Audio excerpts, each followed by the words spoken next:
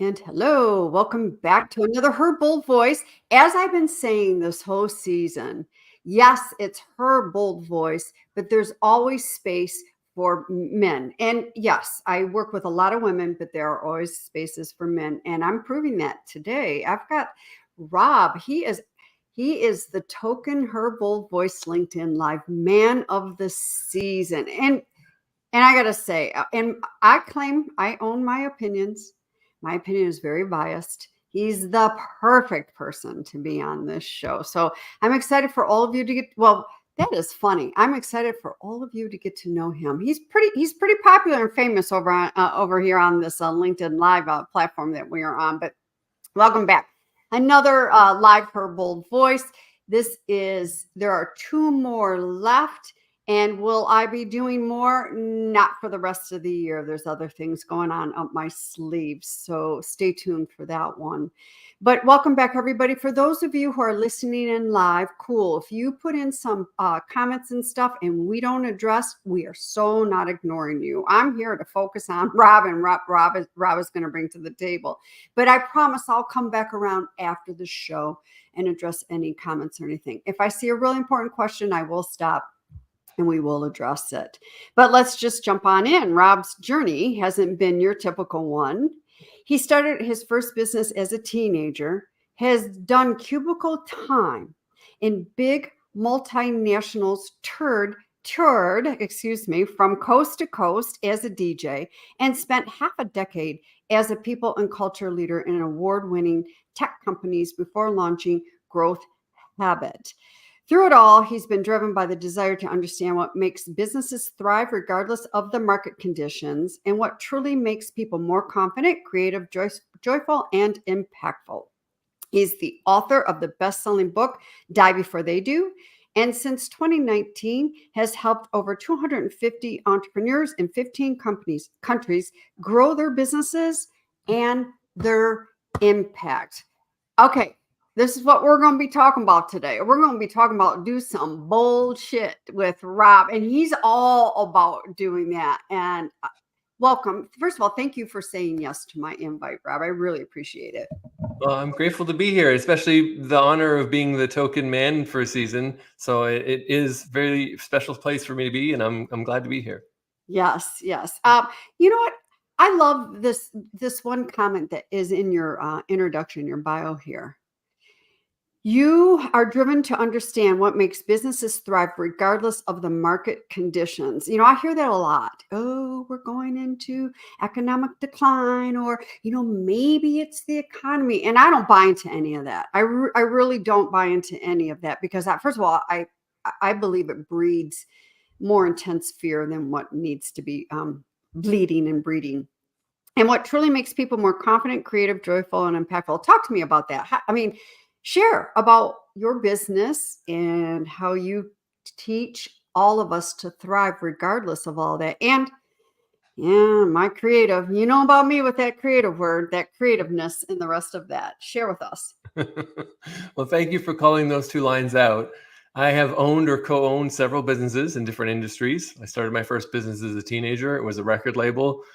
Internet wasn't really a thing, and I was printing flyers and buying magazine ads and going from store to store to plead with people to stock my things. I co-owned a bath and body product shop that had a physical storefront where there was a completely different set of overhead and costs and a whole bunch of different headaches that came with that. And now the business I'm building now is very much using the magical tool that is the internet that you and I connected on as a way to meet new people and get a message out there. So I've just seen different cycles, different people, different times. And the economy does play a role a little bit. If interest rates are high, money is more expensive. People are a bit more selective, but that doesn't mean you need to struggle. And if you're focusing on really giving a shit about your clients, but ensuring they have awesome experiences, but continuing to sharpen your own saw so you can learn new things and then pay it forward and share that, then there's no need to struggle. That's a referral-based business. That's a business based on reputation. And then anything that you're sharing online, messages that you're putting out is just amplifying that. And I could rant about this. The last thing I'll say about this is when I started growth habit in 2019, there was a lot of people that were doing a lot of things online, making a lot of noise and generating a lot of hoopla that don't exist anymore. And that is because the negative compounding word of mouth about how shitty they were or their businesses were, or the bad results that they got people. So it was a lot easier a few years ago, but yes, if you don't do good work, if you don't care about your people, it will bite you in the ass. And actually, I lied. Last thing I'll say about this is right now there is a sense of bit of a pullback. If you read the news and you subscribe to it, it's like, oh, recession and this number and that number. And if you study historically, it's normal. It's part of the normal cycle. Zoom out, look at the bigger picture. And the businesses that have done really well long-term are the ones that did continue to push forward during downtime, did continue to get their message out there, didn't cut their marketing budget, did continue to provide awesome service. And then when the taps turn back on and people feel more confident and interest rates are lower, those are the ones that soar because they put in the work when times were tough. Yeah. It's all about putting in the work when the times are tough. And here's the other thing too. I just sit back and I listen. Oh my gosh, I'm going to tighten the purse strings or the wallet zipper, whatever the analogy is. We're going into an economic decline. Well, let's tighten it up even more and see how much more of a decline and how faster we can go down. Now, I'm not saying go bust the budget, but come on, people, let's think this through. And you're right. We all go, it ebbs and it flows. It just is. It's the way of life. That's just what happens. How do you get people? How do you get people to become more confident, creative in that joyful, impactful space here online? Because it's online. When you stepped in 2019, there was a lot of noise, but there was also airspace. Since the pandemic, everybody's online because of what happened with being shut down. It was the only way we had to communicate, outside our home. So how do you ebb and flow to get, first of all, yourself outstanding, and then someone like moi here, who's a business owner, outstanding and impactful? So we start by forgetting the word online altogether, and we just focus on you as the person, you as a human. What are the things that you genuinely enjoy doing? When your clients are giving you positive feedback, when your friends and family are saying, I fucking love this about you, what are the themes amongst that? What are the things that really light you up? And instead of, because the mistake a lot of people make is they try and create some kind of fake avatar online. And if you're just showing up and sharing things that you really enjoy doing and things that excite you in a way that you're passionate about, and talk about the things that when you share it with a client, they go, whoa. Or that your friends and family say, this is why I love you and this is why we've been friends for a decade. If you just show that, then you are sharing the unique essence of you as an individual human. And then you will stand out, because there's millions of people out there that are calling themselves coaches. I searched last Friday for mindset coach on LinkedIn. You search that, you get 1 million people. If you search for leadership coach on LinkedIn, 4 million people plus. It says plus, there's so many. And there's people who would work with you instead of me, Kim, because you're a woman and I'm a man. And they're like, I've heard it. I've had enough with white men. Like, I've got my fill. There's other people who want to work with me. And subconsciously, it's because they know I know the pain of what it's like to lose hair. Or they like my funny. I'm going to add to that. Or they like my funny Canadian accent or whatever it is. And just know that if you just share and show who you are, then you'll attract people by being unique. But it starts with all good things, like knowing who the hell you are. Who are you? What's unique about you? Do you like yourself? Do you keep your own word to yourself? And sorting that out, regardless of online or not.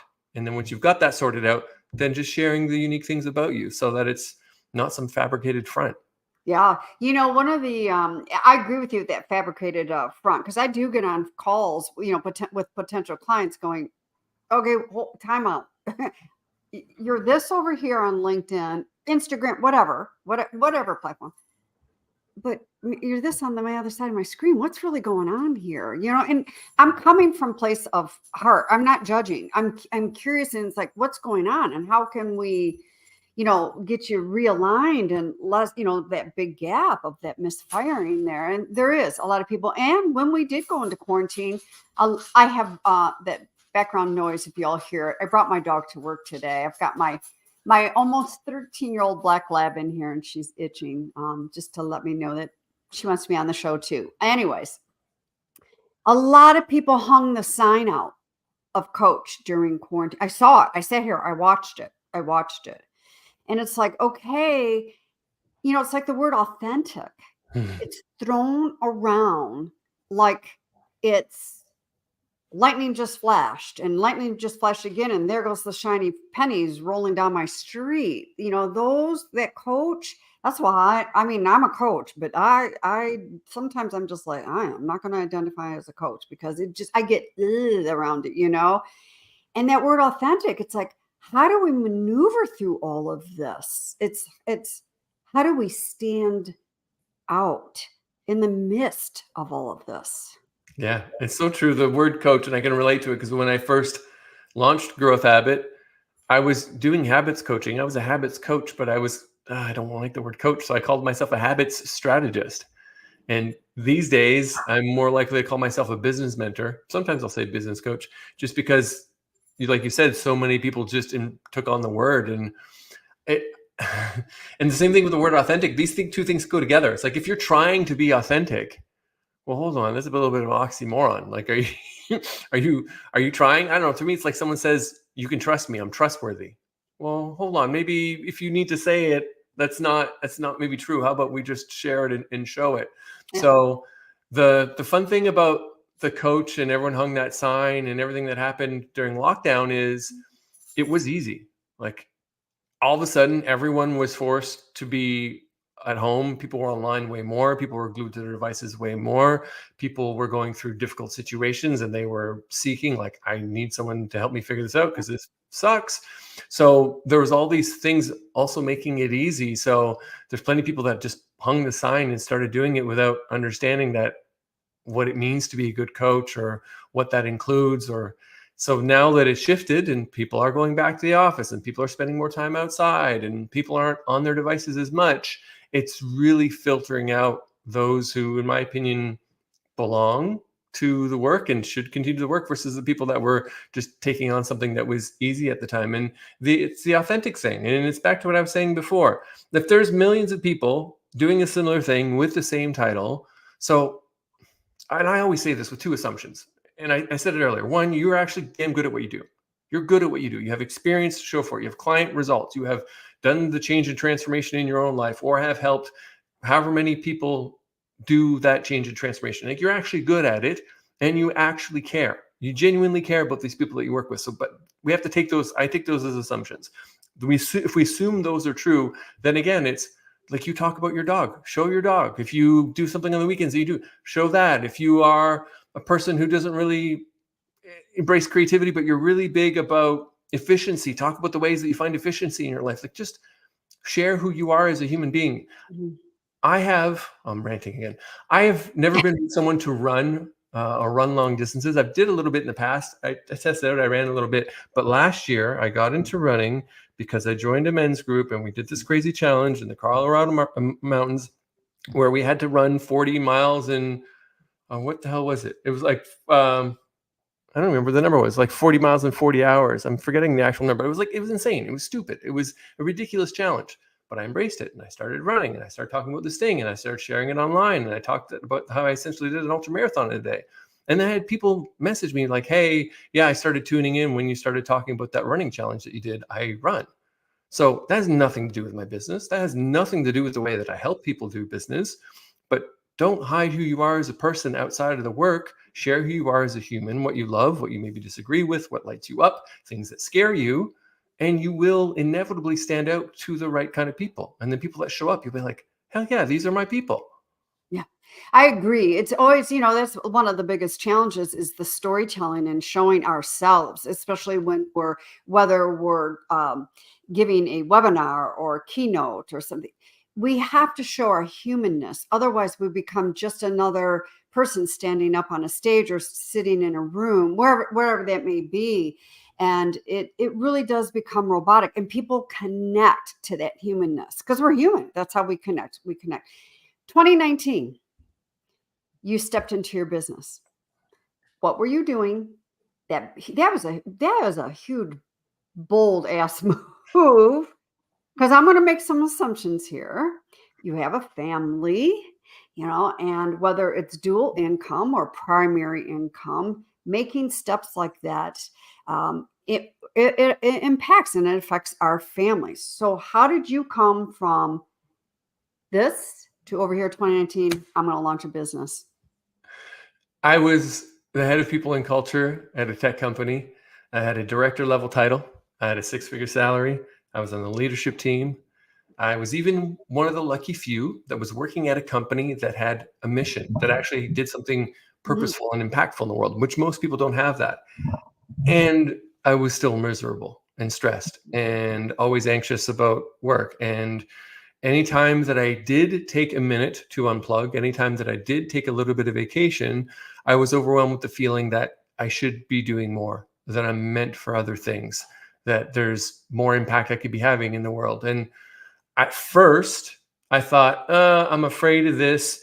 What if, and I was avoiding it. I thought I'll start entertaining the recruiter messages in my inbox, and I'll go and see maybe if I, get a VP title and get a bigger raise, and maybe I'll go get more status, that will magically solve things. And I started interviewing places, and I was second round interview, 2 co-founders sitting across the table, 90 minutes in, interview's almost done. And it's just like, so 5 years out, where do you want to be? Essentially, it's the where do you want to be in 5 years question. But it was like they were folding up their papers, like we were done.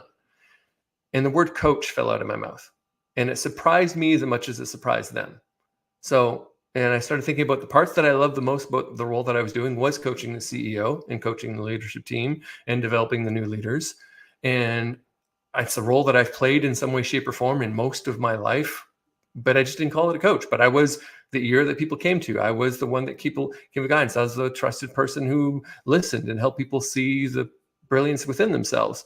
So, and then once I made that decision, it's funny, I hemmed and hawed on it a little bit. I started sniffing out mentors, and then I started doing music again because I was comfortable in music. It's what I did before. And I was like, this is entrepreneurial. It'll get me away from the office. I can make a bit of money. And like I started gigging again. I started making music again. And then we went to Burning Man.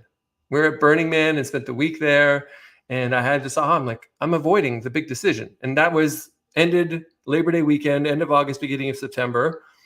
And I gave my notice in November. And I was full-time in my business in December. Like it was a matter of months.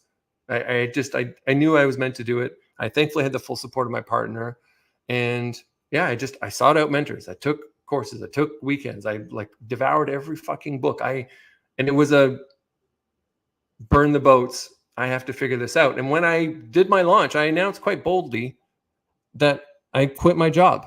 And I think that's part of the thing that really worked for me. I didn't like, I think I was like, I quit my job. I'm doing this. I'm all in. And I put a video of me talking about this. Like I quit my job. This is why I'm excited. This is who I'm meant to serve. And that video went viral on LinkedIn, got 21,000 views.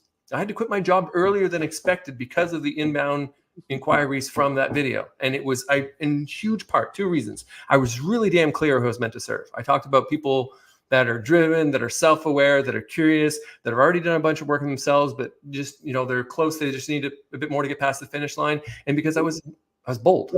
Back to her bold voice, like I was really fucking bold. The headline, the hook on that was like, I quit my job. I was still in the office. Like I posted that and then I went into work for the day. And then my coworkers saw this LinkedIn post blowing up and they're like, what the hell's going on? That's, here's what I hear from all of this, and it is more than just bold. It's like, I call it put stake in the ground, claim the stake in the ground. Not that, in my opinion, there's several words in our vocabulary that needs to be removed. Try, well, sort of, maybe, things like that will just keep us. It's like that toe in the water and it's only one toe, as opposed to, you don't have to just dive on in, but sometimes we do have to get to that point to really make those steps and just claim it, having supports of here's one of the things I'll talk about is women like to go ask for permission from their partners, as opposed to saying, hey, I don't need your permission. but I do want your support and how this is going to look. And this is that's putting stakes and claiming it in the ground. You know, I put it out there. I quit my job. Oh my God. I put it out there. I quit my job, you know, and it's again, just being so self-assured with all the sensations that go on inside of us, scared, excited, the palms are going, oh my God, everything, but doing it anyways. And to me, those are bold moments. Those are bold steps. Those are, big, bold ass steps when we do things like that and have a plan. Here's the other thing I heard from you, Rob. I devoured books. I got mentors. I watched. I looked. I asked. I learned. I'm still looking. I'm still asking. I'm still learning. And that's what a lot of newbie business owners, they don't get the help. And 5 years later, it's still a challenge and a struggle. It's so true. And it's back to you were saying earlier, essentially it's the Yoda quote. It's do or do not, there is no try. And you can look, and if you have no funds right now, if you're tight on money, yes. YouTube is incredible, the amount of stuff you can find there. You can get a book for $10, $20. Yes. But you have to take action. I've heard someone call it shelf help because these books are on our shelf and they collect dust and we don't put them to use. And the moment that you do have the ability, you have some money to find a mentor, find a coach, find someone who is a few steps ahead, who has done what you want to do or has helped other people do what you want to do, so that you can get the accountability, get the maps you don't have, get shortcuts that you're completely oblivious to. Right. And all of that sends a really loud message to your subconscious. And back again, like if you don't have the funds right now and all you can do is watch YouTube stuff, go to free webinars and read books, if you watch and consume that stuff and take action, it'll send a very loud message to your subconscious mind, like, oh, we're prioritizing this, we're doing this. We've talked a lot before, but we're actually taking action now. And it's the same thing once you put money down. Once you put money down, like the biggest investment I ever made was, it was a lot of money. And the moment I went to the bank and I made the payment, it sent a very loud message to me subconsciously. And prior to that, there was a thing I knew I needed to do, that I wanted to do, that I should do, that I've been putting off forever.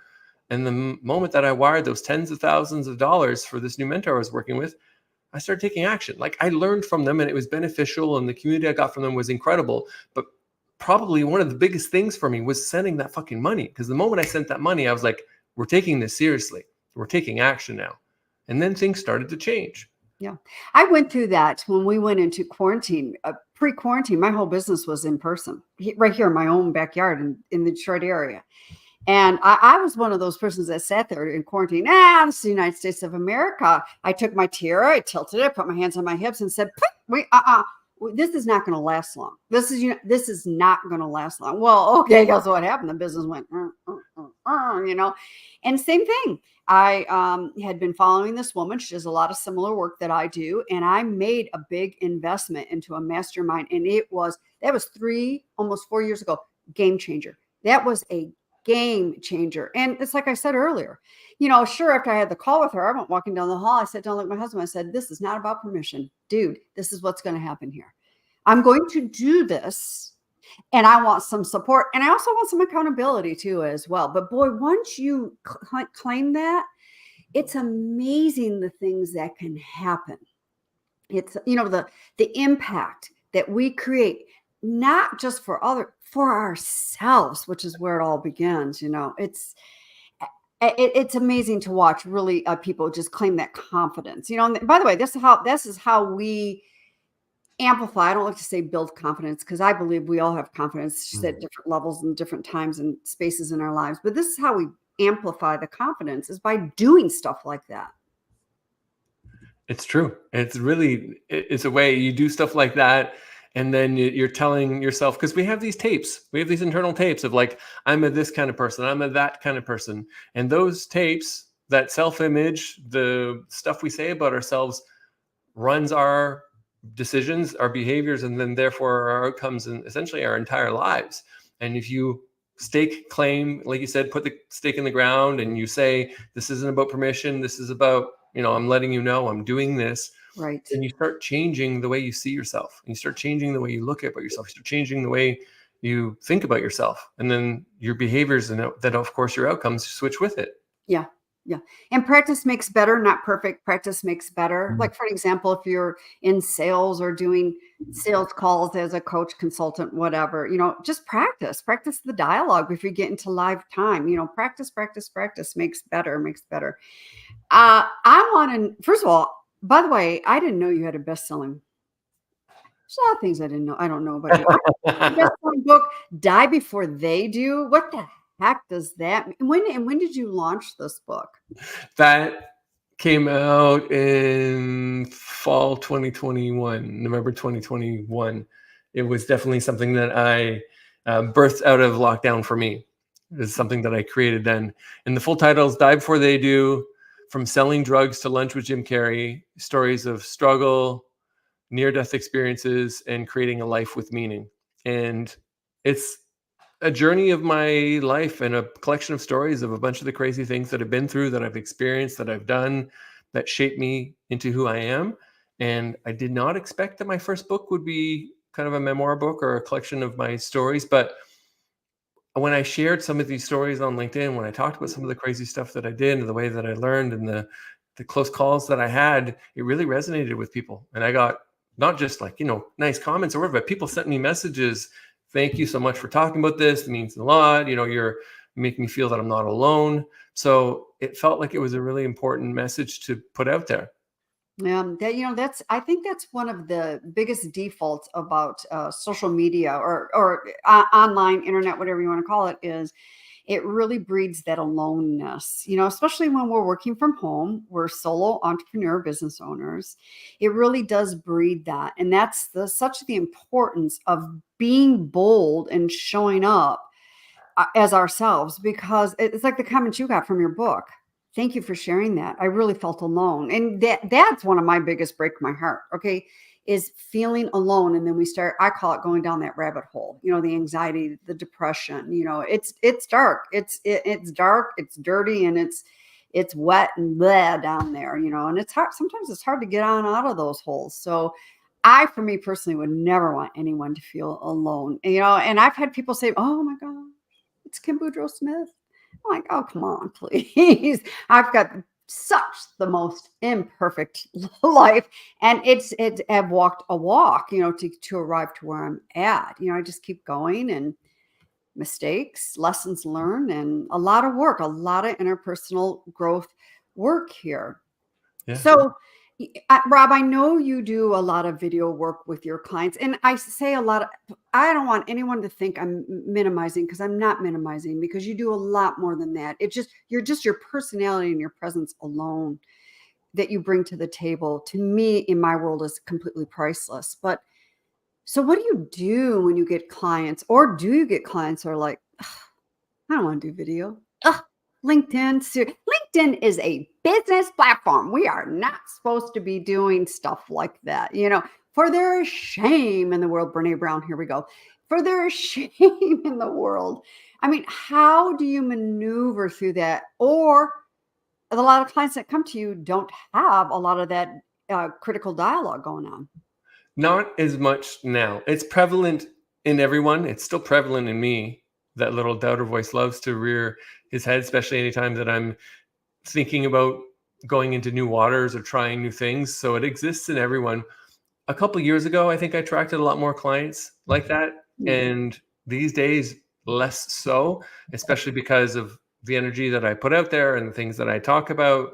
And it kind of sends a message that you need to be ready to play when you decide to work with me, which is wonderful. And then look, on the LinkedIn thing, because it's my main platform, because it's the way that I connect with most of the people that I end up working with, because I've been lucky enough to grow such a great community there, I normally don't need to spend much time telling people that, like, this is a place worthwhile doing, or they end up on my newsletter for a bit or hear me do a workshop and they're like, oh, it's over 1 billion people. Oh, it's the most trustworthy, like it's rated the most trustworthy platform of all the platforms year after year. Oh, the average salary on the platform is way higher than anyone else. It's full of people who make decisions, and people are like, they see it, they want to see it. And then on the video thing, it's less about I like work with people on video or get them to video. It's more about what is right for you. Yeah. And I have a couple one-on-one clients where we're doing work where it's more about getting them on video, or I record them on video and ask them a bunch of questions so that they can just be in their zone of genius and talk about things they're passionate about, and then we can capture it and make it shine. And it's more about what makes sense for you. And for some people, video will be the last thing that they'll ever do. It makes no sense for them, but they're great at writing, and writing comes naturally, and they could do it in their sleep. And it's just about helping people feel confident to tap into what comes more naturally for them in the way that they express themselves in a way that is going to connect. Yeah, that's great. You meet people, you meet your clients where they are at, as opposed to, because there's so much of so much of the stuff that goes on. No, if you want to be visible, you have to do that. Well, okay, well, what if you don't fit into that box? First of all, which I hate box. And it also goes back to the beginning of this conversation, talking about, online and everyone became a coach. How about every January? How to make 6 figures in 90 days, how to make 7 figures in 90 days. I mean, that's toned down a little bit, but boy, I remember years ago that, oh my God, I was like, first of all, let's not falsify this. I mean, that is falsified, and so it's that pieces, and it's also meeting the client where they are at. Because listen, if you told me, hey, Kim, you really want to rock your business, we got to start typing up a storm. I go, okay, you go right ahead, Bob. You type all you want, because this girl just doesn't type and write that. and for me, and you and I've had this dialogue, and a lot of people know there is a huge disconnect for me between what's going on here and and it's interesting because at one time in my life, I was blogging.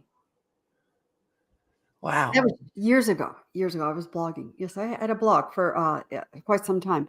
And I found that when I was writing, being more in that impromptu moment of the emotions of what was going on.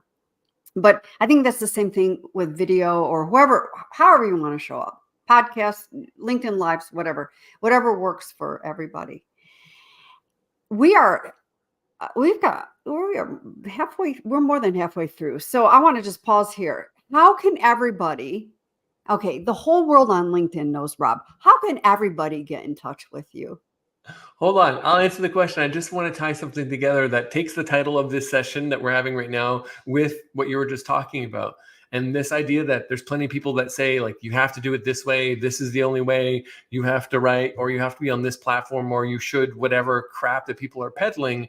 And it makes it hard. And you're right, for a lot of that messaging, it's a little dishonest depending on what they're saying. Mm-hmm. And it's on my laptop here. I wish there was a way I could show you the sticker without kind of screwing everything up. I got a sticker and it says "Do bold shit." Like, the title of this session is because I have it on a sticker. I have socks I give to clients, and it's something that I talk about a whole lot. And as far as a way to simplify all of the garbage, all of the noise, all of the methods and frameworks, it's, if you want a really simple way, especially if you're a coach, a consultant, or an expert who's trying to build a business of impact around you and your expertise, there's 4 simple steps that just cut through all the bullshit. 1, do bold shit that scares you.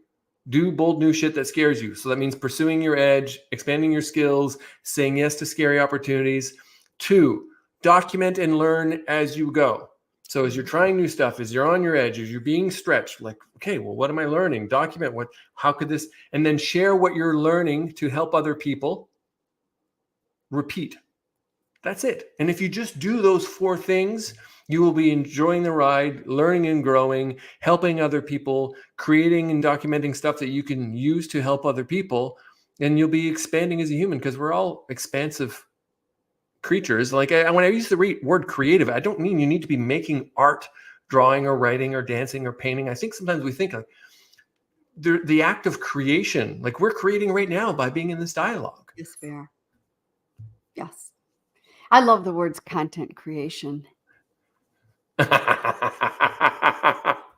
All right. So thank you for letting me share that. But as far as... Oh, wait a minute. And I'm going to interject here. Yeah, go for it. Did I hear do bullshit sticker? Oh, okay. Now, you know who wants one of those, since her business is her bold voice. Okay. And that's all I'm going to say. But please, where can everyone get in touch with you? So my main online platform, if it's not obvious, is LinkedIn. It's the place that I spend the most time. It's a place that I focus most on building relationships, on just hanging out with awesome people. I do moonlight a little bit on Instagram. I share a little bit on Instagram. I like the stories feature. I've got someone who's helping me repurpose a bunch of content. So I have content that goes out almost daily on Instagram, but I'm not engaging there as much. I'm not hanging out there as much. And then otherwise, if you go to my website, I've got a newsletter that I publish every Saturday, and I do intentionally put actionable, practical things in my newsletter and share a lot of my tools and stuff in there to try and be helpful. And part of the newsletter, as I'm also kind of sharing stuff as I did a big talk a couple months ago at Speaker Slam, and I had a couple posts about what I was learning there and how I was growing. So that is a really great way. If you're curious about me, growthhabit.org. You can see all the stuff about me. You can sign up to the newsletter if it speaks to you. And the cool thing about that is you can go peruse. You can go see all the back issues. You can go look at 2, 3, at 10 and decide if you want to enter your email address, or maybe you don't. You just want to come to the website and just read the back issues every once in a while. Yeah, I love your e-newsletter. I don't subscribe to a lot of people's e-newsletters. I love your e-newsletters.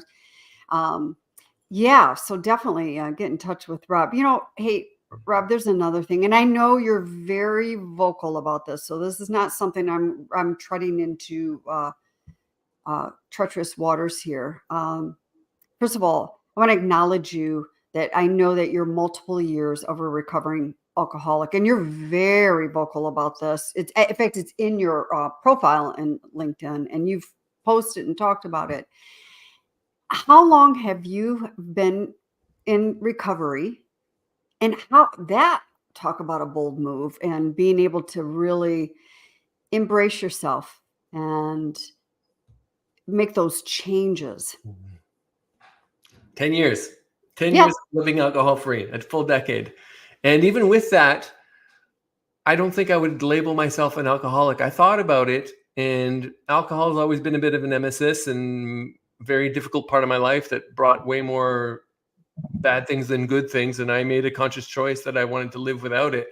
But I think I decided not to embrace that because I'm an alcoholic. I'm always an alcoholic. And while I know Alcoholics Anonymous is incredible, and I know it's helped millions of people, and if it's something that works for you, like, please go do it. But for me to have to embrace this, like, I'm an alcoholic and I'm always an alcoholic, it didn't feel right. Mm-hmm. So for me, I'm sober. I'm living alcohol free. I'm living a life without alcohol. And it's a more intentional that way, the way I think about it. And yeah, it was hard. Like, I grew up in a small town where there was nothing to do. And I joke sometimes that there was nothing to do. So it was, you got in a fight, you got chased by the cops, or, maybe you got drunk, or maybe you fooled around with someone, and on a good weekend, you did all of them. You got in trouble with the cops, fooled around with someone, fight. And like, it's the small town boozing. And then it's just so perpetuated. When I lived in the music industry, when I was a full-time DJ and music producer, and when I first started out, it was at raves. It was a bit more about drugs were normalized. But then when it moved into nightclubs and after hours nightclubs, it was booze. And it was like, what do you mean you're not drinking? Oh, just have a shot. Of course. Well, what's in your rider? Well, and it was expected as I became, got to play bigger places and tour a bit more, that I'm the headliner being flown in from out of town. There's someone there, and this is the only time they're going to go out in 6 months. They got a babysitter. They planned for this. It's a party for them. And I'm like head party person at the front of the room sharing the music. I better be leading the party. And the person who's putting it on, part of the way that they're making their money is through booze sales.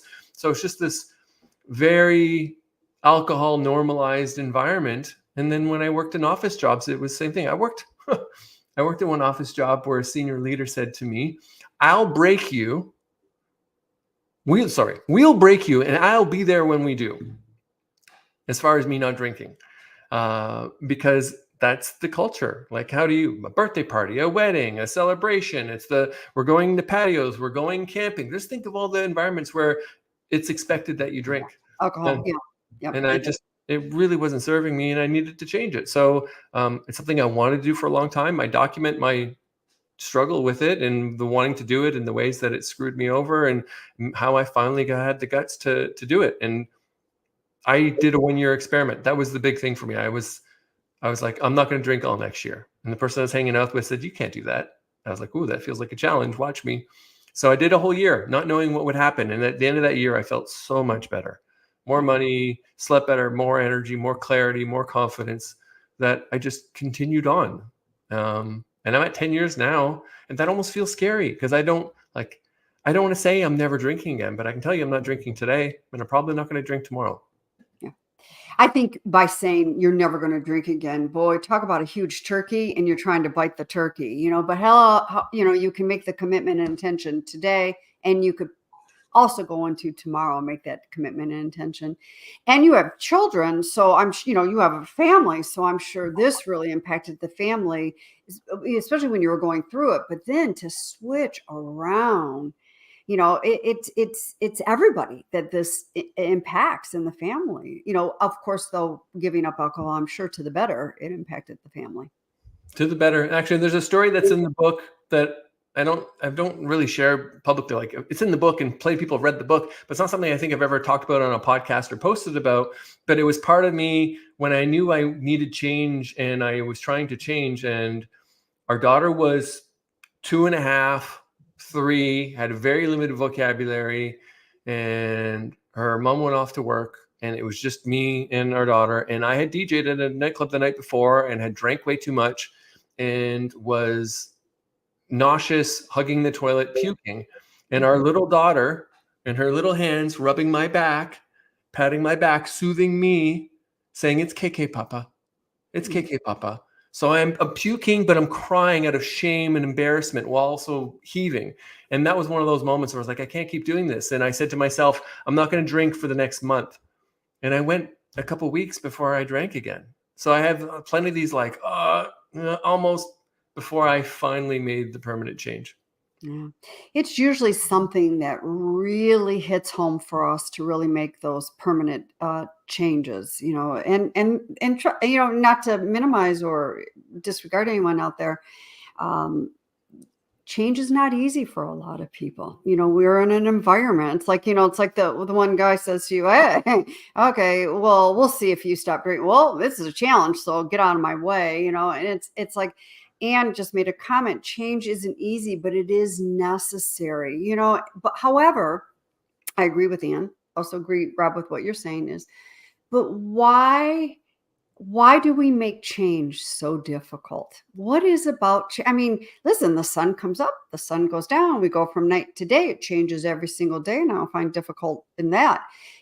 But we do, as human beings, resist and find change very difficult. I think it has a lot to do with societal issues that's been indoctrinated into our heads since we were very, very young babies, like your daughter at, 2.5, young. So it doesn't have to be difficult unless you want to get on the side of Kim that she just wants to get goofy and make it difficult. Well, for me, that it's difficult, like you said, for all of those reasons. And there's the internal dialogue we have about ourselves, and then our environment. That's why there's so much talk about the impact of environment, or that famous quote, "You are the average of the 5 people you spend time with." And because those people also all have their own internal tapes about you. And it could be about drinking. It could be about your temper. It could be about if you're someone who's consistent or dependable or overweight. And if you don't change the way you think about yourself, the way you see yourself, and you stay with these people who also likely share some of these habits and or encourage these habits or expect these behaviors from you, then yeah, it's tough. You're swimming against the current all the time. You are. Yes, you are. All right. We're at the end of the show, but one last question, Rob. And again, thank you for being on here today. What's one last thing you could leave the audience with? What's one bold statement, bold shit, whatever you want to pull out? What would you like to leave everybody with? To question your fear. To question your fear, to not believe the thoughts. If you're afraid, if you feel that fear come up, and know that it's normal, it's natural, it's there as a protective instinct, it's trying to keep you safe, but there's no dragon, there's no saber-toothed tiger, there's probably no bear outside your door waiting to get you. So if you're thinking about doing something bold, and if you've had an idea for a while, whether it's doing a podcast, writing a book, starting a business, even just reaching out to a potential client who you could help, and that fear is coming up, to just shine a light on it. Ask questions, get curious about it. And fear festers in the dark. But if you shine a light and you're willing to ask questions and you're willing to examine it, you can dismantle it and then allow yourself to, still feel it and acknowledge it. Like, yeah, I hear you trying to keep me safe, but I'm going to keep taking steps forward because there's no boogeyman out to get you. No, there is no boogeyman out to get you. Absolutely. Rob, thank you so much. Thank you, everybody, for joining us today. I'll be back here next week, same time, same place, Her Bold Voice. And again, there's some people putting some comments in. I'll swing back around. If Rob has a moment, he'll swing back around. I want to thank everybody for joining us today, and get out there and just do some bold shit. Do bold shit on your terms, but do some bold shit. And Rob's available. Get in that back end, direct message. Hey, heard you on Kim's show. Anything like that. You have such a ginormous heart, Rob. A ginormous heart. So reach on out to Rob. Make sure you're following Rob. If you just met Rob on this show, get connected with Rob. He puts out some great content, and he's a really cool dude in my world.